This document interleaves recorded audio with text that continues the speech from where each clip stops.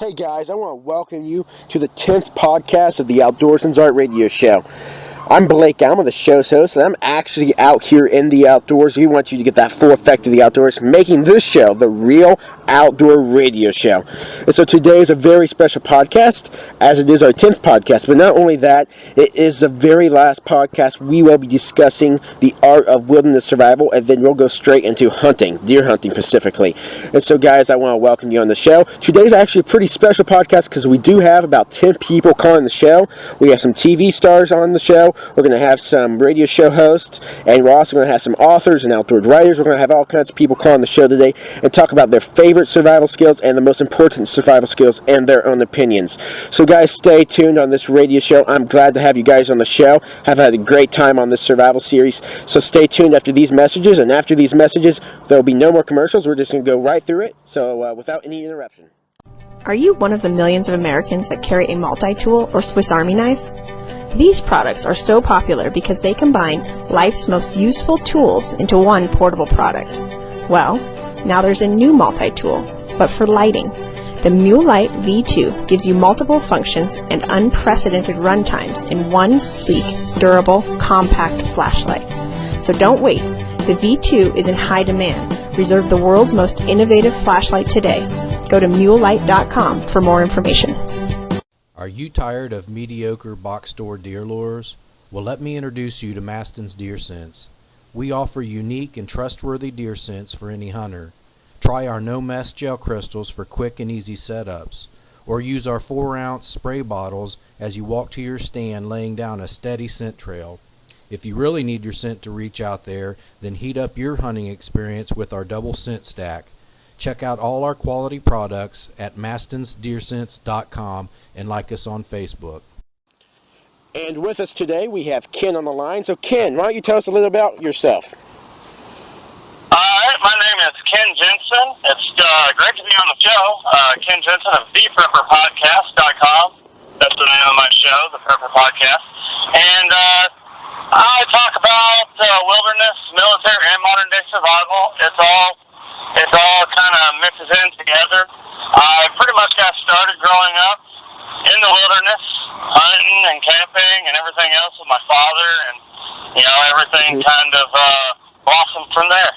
That's really neat, Ken. So Ken, what is your favorite survival skill you practice? Alright, so a lot of people will tell you about important skills and stuff like that, but I'm glad that you asked about the favorite. My favorite, absolute favorite, is building fires. It's the building and lighting of fires. The reason why it's my favorite is because if you think about it, and I'm just going to say this as a male, it kind of makes you feel like a man to grab a small ember, to create a small ember, and to care for that ember, and to create this large engulfing flame out of it.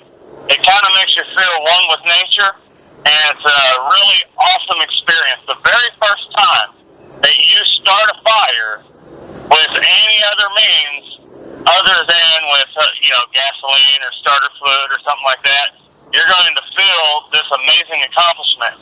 Even to the point that I've taught my children how to do this, and the way that I taught them was not with primitive methods. I taught them how to build the fire. I taught them how to build fuzz sticks and how to do kindling and tinder. And then we just lit it with a single match. How many people out there can light an entire fire with one single match? Every bit of it is in the preparation of the fire pit itself, not in lighting that match. Definitely. It's definitely a manly activity to start fires. It's especially impressive just using a match. I do appreciate you, Ken, coming on the show. Guys, check out his radio show. Now, what's the name of your link again? That is The Prepper Podcast at ThePrepperPodcast.com. All right, guys, you be sure to check that out. Thanks, Ken, for coming on the show. I really do appreciate it. You take care now, all right? You too. All right, bye-bye. All right, now we got Xavier on the line. So, Xavier, tell us a little bit about yourself. I'm a retired Navy and the author of When the Fault Breaks. I've just circumnavigated the globe and wore many, many, many hats. That's awesome. Now, tell us a little bit about your book. When Asphalt Breaks is a post-apocalypse book about life after a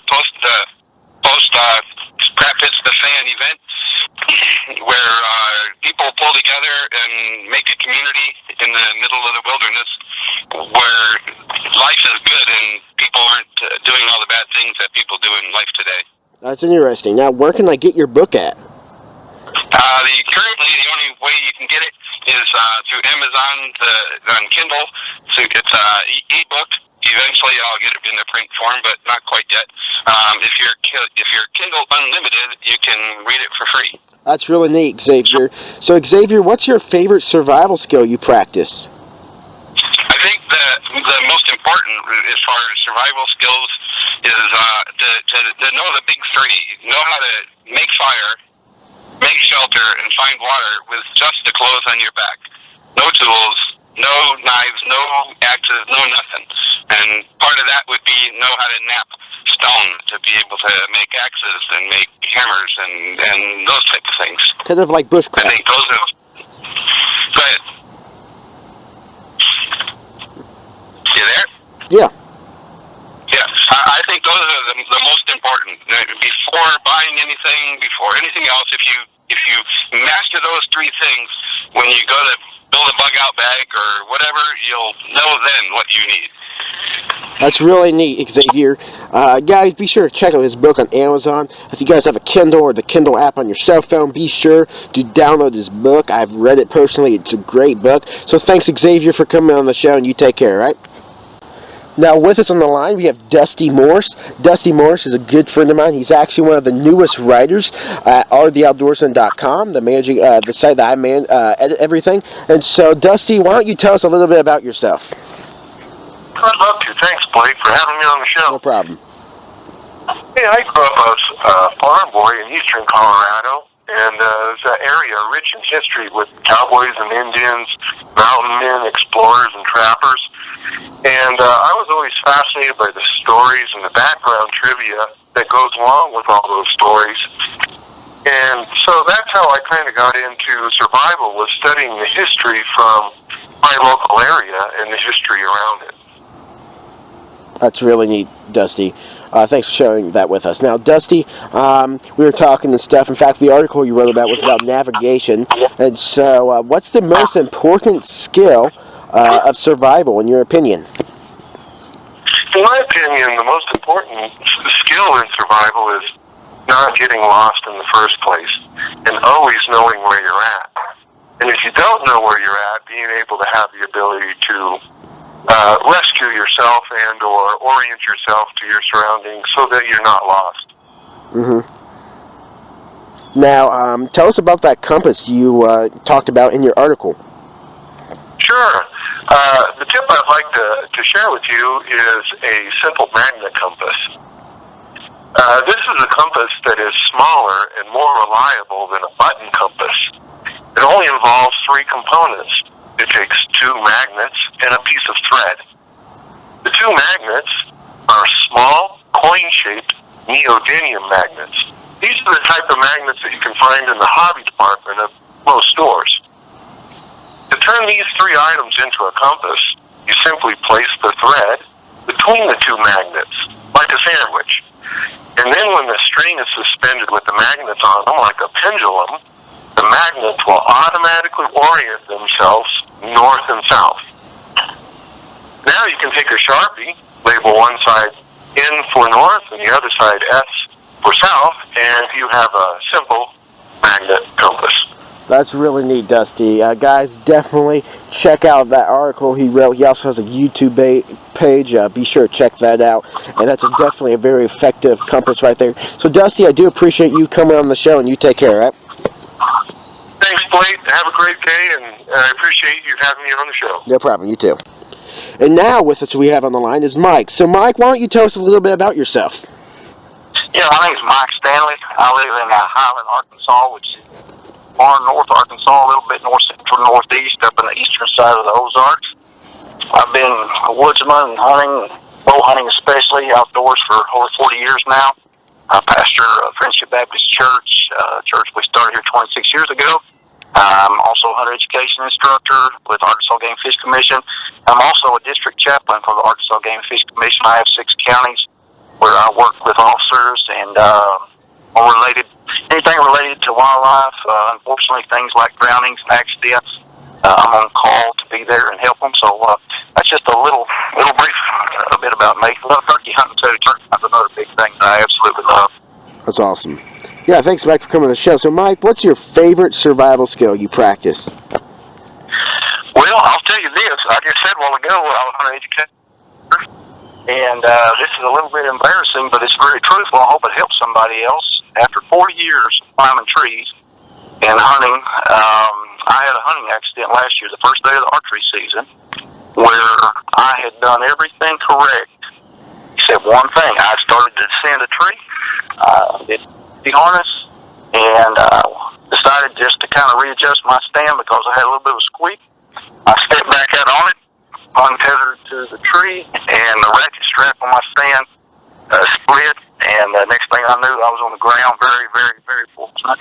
Oh, wow. Left 5, crushed and dislocated my right lower leg, and also, I would say just being situationally aware. There's no greater survival skill. I mean, you can have all sorts of skills, but if you're not thinking, and I realized that, it was a great teaching moment.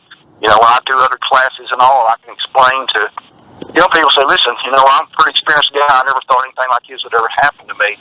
But just being situationally aware, whether you're just out hiking, whether you're camping, whether you're in the water, hunting, on the ground, the tree, whatever, is just use your head and just be aware of your surroundings and safety protocol at all times. Definitely agree with that, Mike. I do appreciate you coming on the show. Thanks for sharing your skills with us, and you take care, Mike, all right? All right, have a good day. Thanks. Yep, you too. Bye-bye, Mike. With us now, we do have John. So, John, I do appreciate you coming on the show. So, John, why don't you tell us a little bit about yourself?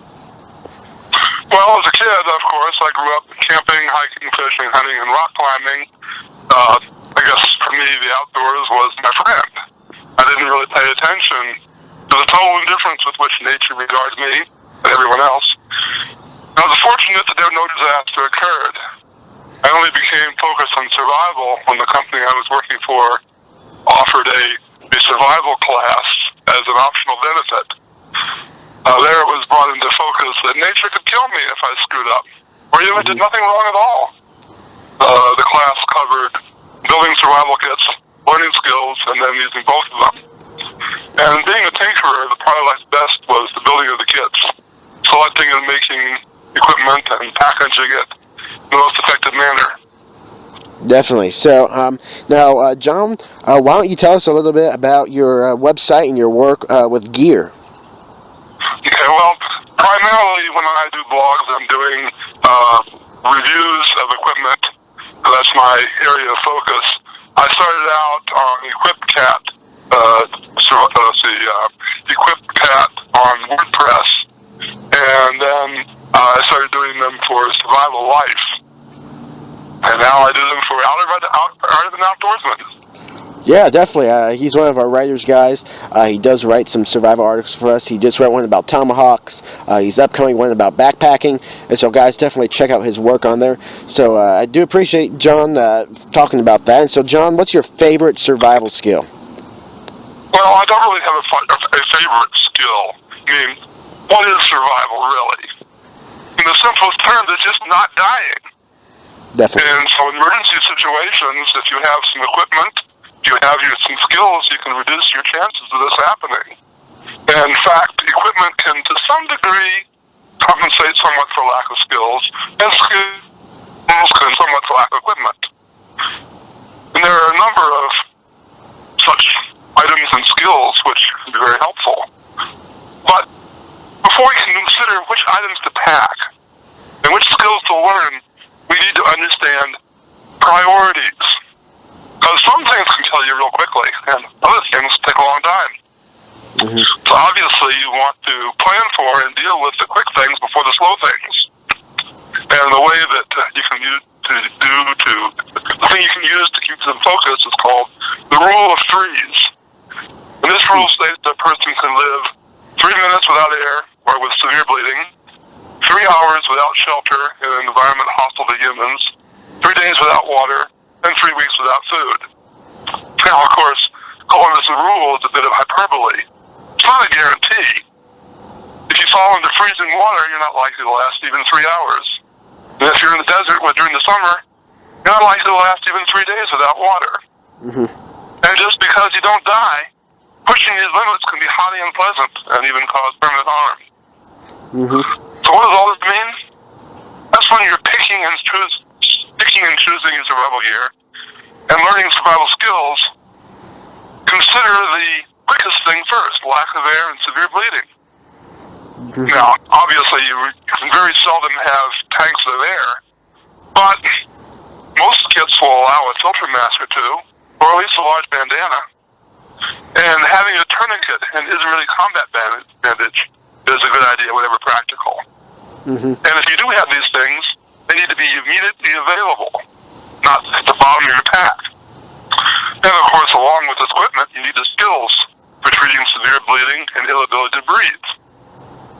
So once you've taken care of that, then you can carry on and learn the skills and equipment, making shelter, including fire, then water and signaling, and finally food. Mm-hmm, definitely. Oh, Yeah. when an emergency does occur, deal with the quickest things first. Definitely. Thanks, John, for coming on the show, guys. Be sure to get your priorities straight and survival first. That should be your first priority, absolutely. Just making out what you should do first. And so, John, thanks for coming on the show. I do appreciate it. Be sure to check out his work, guys, on rtheoutdoorsman.com, on survivallife.com, and equipcat.wordpress.com. Be sure to check that out. And thanks, John, for coming on the show, all right? You bet. And now with us, we do have on the line again, we got Jeff Martin. Jeff Martin was on our show last week, and so I asked him to call on the show again and talk about his favorite survival skill. But first, Jeff, why don't you tell us a little bit about yourself? Yeah, thanks for having me again. No problem. My name is Jeff, and I'm the owner and founder of Primitive Lifeways, PrimitiveLifeways.com, and Primitive Lifeways on YouTube. That's really neat, Jeff. Thanks for coming on the show again. So, Jeff, what is your favorite survival skill that you practice? Yeah, so my favorite skill that I practice, as we talked about before on the previous show, would be primitive archery, making bows and arrows. That's really neat. And so, Jeff, For sure. now why do you practice those skills? Well, I think it brings us closer to our early heritage, and I've always been interested in our past history, so that's important for me to kind of tap into that and see how all of our ancestors used to live, and some of the technology that they had to rely upon in order to feed themselves and their families, as well as their tribe. That's really neat. So now, Jeff, Sure. so where can people go online to go check out your skills? And do you happen to have like a website, or article, or a video about making bows and arrows? Oh yeah, actually we have several bow videos. Most of the bows that I make are off camera. It's very, very difficult to film an entire bow video on camera and then produce it on YouTube. I do have one video where I do produce an Osage orange bow, but that's like I think it's like an 8-part series. And then we also have a video on how to make a sheep's horn bow. That's with my friend Chuck. And then he also makes an Ishi style bow, so a sinew-backed juniper bow. And that's on my YouTube channel. Just search Primitive Lifeways on YouTube, and we'll come up. Check it out. Some That's good awesome. stuff there. I appreciate you coming on the show, Jeff. Now, what's the name of your website again? PrimitiveLifeways.com. Guys, check out PrimitiveLifeways.com. See his survival skill he has there. Check out his YouTube videos. And so, thanks, Jeff, for coming on the show, and you take care, all right? Hey, have a good one, Blake. All right, Thanks. you too. Bye-bye. Now, the next caller we have on the line is Lance. So, Lance, why don't you tell us a little bit about yourself? Sure. My name is Lance Hecht, and I'm chairman of the NFPA. That's the National Family Preparedness Association. That's really neat. Now, how long have you been practicing survival skills? I've been involved in preparedness skills, I guess is the more politically correct modern term, but it's all the same survive and thrive and do well and prosper in bad times. But I've always been interested in those things ever since I was a little kid. I just love outdoor stuff. I love being self-reliant. I love the idea of not being reliant upon the system, just being able to do as much as I can, and always being prepared for things that pop up, which they always seem to do. So it's really just kind of been like a hobby and interest since I was a little kid. I don't go out of my way to be into preparedness stuff out of fear or just because I feel like I'm something that needs to be done. I really just kind of enjoyed it. If I thought the world was going to be living happily ever after, I'd still be into all sorts of self-reliant skills and bushcraft skills and all that sort of stuff. I agree with you there. I feel pretty much the exact same way. I am a professional outdoorsman. I do practice survival skills, so that's my favorite pursuit in the outdoors. But yeah, it's more out of pure passion than rather than getting paid to be a professional outdoorsman and writer and radio show host. But it's out of pure passion, really. If I was to, somebody says, "Hey Blake, can you? We can't pay you, but you want a radio show?" I'd say yes. Just fun, anyways, right? Definitely. It's like hey Blake, here's a bonus. You get paid too. Oh, cool, sweet, okay, neat. Yeah. So like, all right, I'll do it for free, but getting paid, that's a nice perk. So Lance, you brought up the NFPA. Now you're the chairman of that. Why don't you talk about that for a few minutes? Yeah. So this is a group we put together. It's a pay membership site where people that belong, the members that belong, we're going to be giving them exclusive content. We're producing our own preparedness videos. We have all sorts of different things that cover every gamut of the subject. We're bringing a lot of outside experts as well, and this is a national organization, so we're covering topics like how do you set up a homestead, how do you get into permaculture, how do you store food, how do you make sure that you have water so that you can get along with water. One of the most important things. So we have like a whole series of videos on that, and it's basically a way for people to go directly to our site and then get all of the useful information they need without having to sift through the endless myriad of info and videos and all of the stuff out there on the internet. It just kind of takes them directly to the source, and we're going to keep expanding and keep developing and keep trying to provide people with great content. And we do webinars and consulting and all sorts of interactions, so every member feels like they're really getting the most for the money and they're really part of something. That's neat. So now, what's the website link to your organization? The website is the NFPA, which actually the website link that I'd like to send people to right now would be survivalwaterstraws.com. That's a sister site, part of our NFPA site that we have up right now. And actually what we're doing with that, we're giving away free water straws because we're really trying to get people involved with water. That's a really strong message that we have right now. I see so many things going on with hurricanes or natural disaster or all sorts of things like that where water, they don't have it and they're really in a lot of trouble. So if anybody wanted to check that out, then you can find links to our other sites through that, through the survivalwaterstraws.com. That's really neat. Guys, be sure to check that out.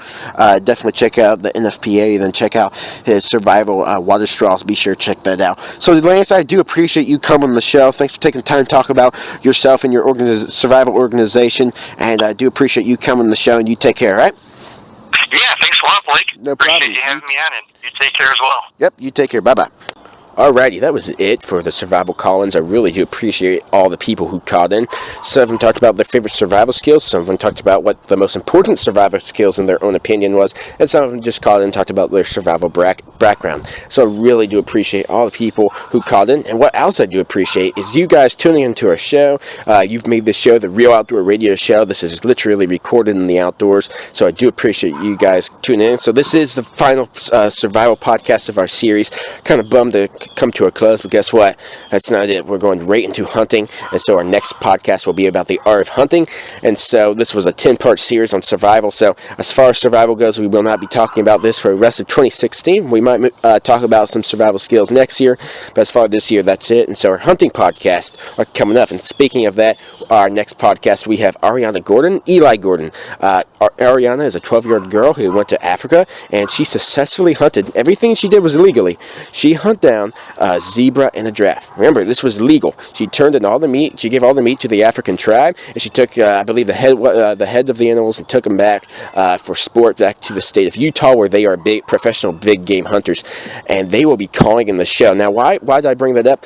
She posted both that giraffe and zebra onto her Facebook social media, and she received 75,000 hate comments. That's absolutely absurd, and some of those are even death threats. So she's calling the show, talking about that with her father, and they will also be talking about some of their skills in big game hunting. And so I hope you guys will tune in for that. I'm looking forward to it, and it'll be a very special podcast and the very first podcast of our hunting series. So thanks, guys, for tuning in the show. Please be sure to take a look at our website, www.artofanoutdoorsman.com. That is our outdoor media site. And then our radio show website is www.outdoorsmansart.com. That's a new website, www.outdoorsmansart.com. And then there you can go back and listen to all the survival podcasts. In case you missed a few of those, you can go back and watch them there. And so please be sure to check that out. And then please be sure to check out my own personal website at www.blakealma.com. Now, if you're interested in sponsoring a radio show, give us a call at 513-279-2096. Again, 513-279-2096. Thanks, guys, for listening to the show. Sad to close it out on the survival series, but guess what? We're moving on to hunting, so be sure to tune in next week to our next show.